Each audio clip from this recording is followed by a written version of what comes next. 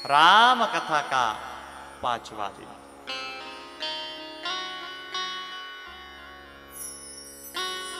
पांचवें दिन के कथा को प्रारंभ करते हुए,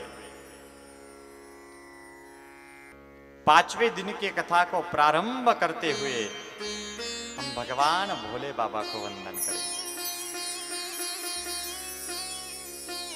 और भोले बाबा को वंदन करते हुए आज हम देखने वाले हैं कि राम कथा में भोले बाबा को ही वंदन क्यों।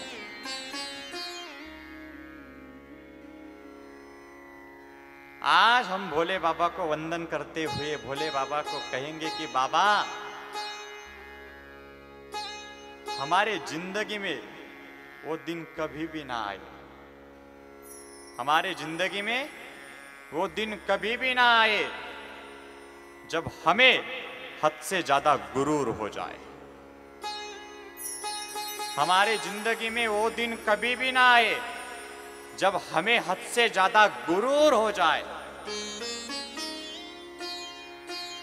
बस इतना झुका कर रखना मेरे महादेव, बस इतना झुका कर रखना मेरे महादेव कि हर दिल दुआ देने के लिए मजबूर हो जाए।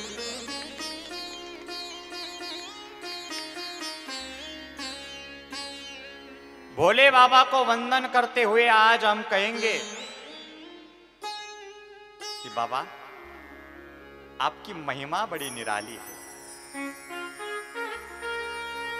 महिमा तेरी निराली है, सूरत तेरी प्यारी है। महिमा तेरी निराली है, सूरत तेरी प्यारी है।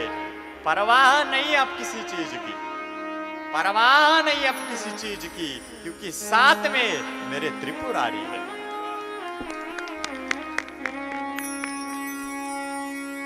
क्योंकि साथ में मेरे भगवान भोले बाबा है, इसीलिए भोले बाबा को वंदन। भोले बाबा को ही वंदन क्यों?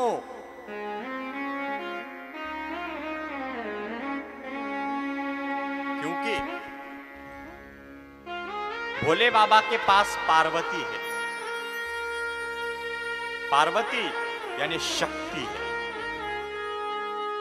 और वो शक्ति भोले बाबा के अंग पर बैठी है, यानी कि अंकित है। उसी प्रकार हमारे भी पास शक्ति रहे, हमारे भी पास शक्ति रहे, इसीलिए भोले बाबा को वंदन। भोले बाबा को ही वंदन क्यों?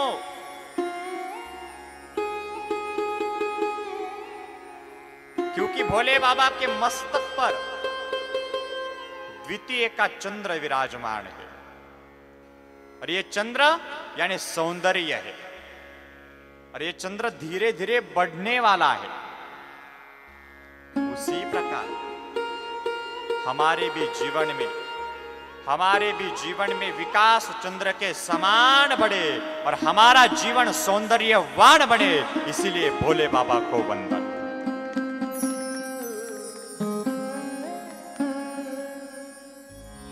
भोले बाबा को ही वंदन क्यों? क्योंकि भोले बाबा के मस्तक पर गंगा है, और हमारे भी मस्तक में ज्ञान गंगा है। भोले बाबा के मस्तक पर जो गंगा है वो निरंतर बहती रहती है, सदा बहती रहती है। उसी प्रकार हमारे भी मस्तक में जो ज्ञान गंगा है वो निरंतर बहती रहे, कभी भी ना रुके, इसीलिए भोले बाबा को वंदन।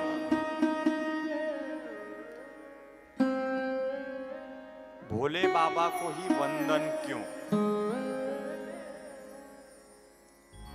क्योंकि भोले बाबा के कंठ में हल हल विष है। भोले बाबा के कंठ में विष है, लेकिन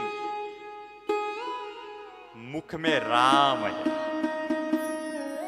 कंठ में विष है लेकिन मुख में राम है। इसका परिणाम विष राम, विष राम मतलब विश्राम। उसी प्रकार हमारे भी जीवन में कितने भी जहरीले प्रसंग आ जाए तो भी हमेशा हमारे मुख में राम रहे और हमारे जीवन में हमें विश्राम मिले। इसीलिए मेरे भोले बाबा को वंदन।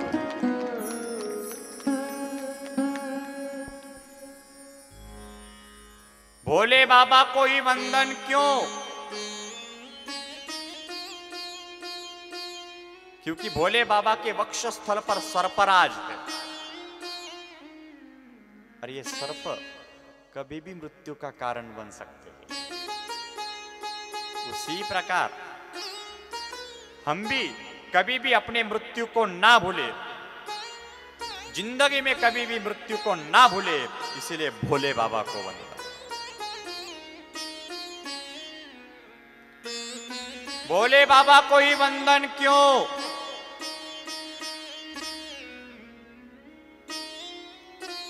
क्योंकि भोले बाबा के शरीर पर भस्म लगा हुआ है और एक ना एक दिन हमारे भी शरीर का भस्म ही होने वाला है। पूरी जिंदगी में हम ये बात को कभी भी ना भूले। इसीलिए मेरे भोले बाबा को वंदन।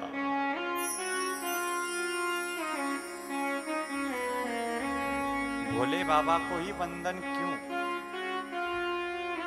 क्योंकि भोले बाबा देवों के देव महादेव है। भोले बाबा संहार करते हैं। उसी प्रकार हमारे भी पापों का बाबा संहार करे। इसलिए गोस्वामी जी प्रथम श्लोक में मेरे भोले बाबा की वंदना करते हैं। यशांके च विभाति बुधुरसुता देवा पगा मस्तके बाले बाल विदुर गले च गरलम यश ऋषि व्यालराट स्वयं भूति विभूषण सर्व सर्वाधिप सर्वदा सर्वे सर्वगत शिव शशि निवास श्री शंकर पातु माम।